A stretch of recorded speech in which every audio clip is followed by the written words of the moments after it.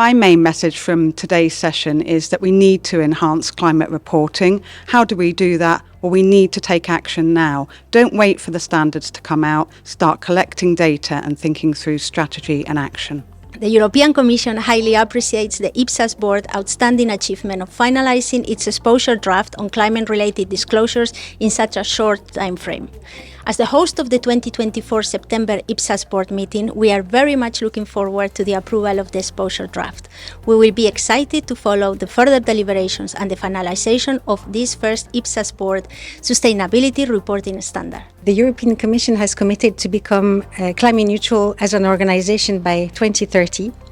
And we evaluate and report on our progress through EMAS, which is our environmental management system. So beyond the environmental impact, this is part of our efforts to also be an attractive employer.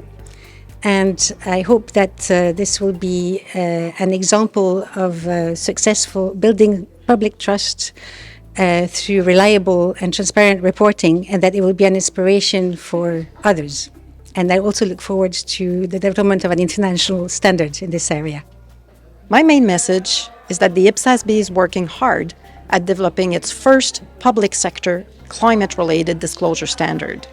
Our work is designed around two main roles of public sector entities. First, like private corporations, public sector entities manage their own operations. And on that front, our goal is to align our guidance with the private sector standards. And secondly, the board is developing new guidance to assist public policy setters communicate and be accountable for their policy-setting activities. The public sector plays a really important role in climate action, and it is essential that we ensure that these public sector entities can provide appropriate information for primary users of the report to ensure transparency and for accountability.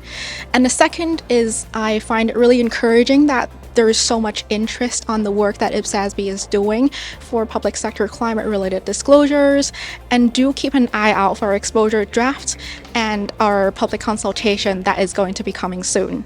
So I think the main message is the importance of climate change to all of us, and in particular the real challenges around the public sector needing to be more transparent about the very significant interventions that governments are making.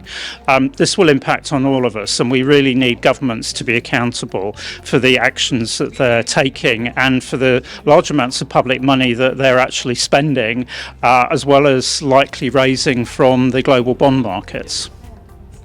Well, I think sometimes it is very surprising the way we are, putting priorities. And the private sector has been talking about sustainability now for a good couple of decades, while in the public sector, progress has been very, very slow. And it would have been wise maybe to start with the public sector that represents more than half of the economy in a continent like Europe. So the public sector now needs to go at fast speed in its transition and report transparently on its sustainability impact and its sustainability policies and their effect. So I'd say my main takeaway is the importance of the public sector in showing leadership in developing climate reporting and taking it forward. Addressing the climate emergency and making meaningful climate changes to address climate change will require public sector leadership. And you really saw that today in our various panelists talking about their own initiatives in the public sector and how they're leading and making changes. So a lot of takeaways actually, both from practical examples in the EU, for example, and the eco-management and audit scheme, and from next generation EU plan, and from the IPSASB. Also, we heard from the specific role of our public sector with respect to reporting on public policy program outcomes. Well, and a lot of work done at the moment, and so far, and yet much to come, so stay tuned. Well, this is a really exciting time in climate reporting. The private sector has made significant progress in its reporting, and the capital markets are really demanding this information now. In order to continue to access the capital markets and continue to access capital, the public sector needs to catch up. The climate-related disclosures that are being proposed in the IPSASB's exposure draft really close this gap and will ensure that the public sector entities continue to have access to capital. We're really looking forward to talking to our stakeholders to make sure that we can continue this dialogue and ensure that the proposals meet the demands that are required.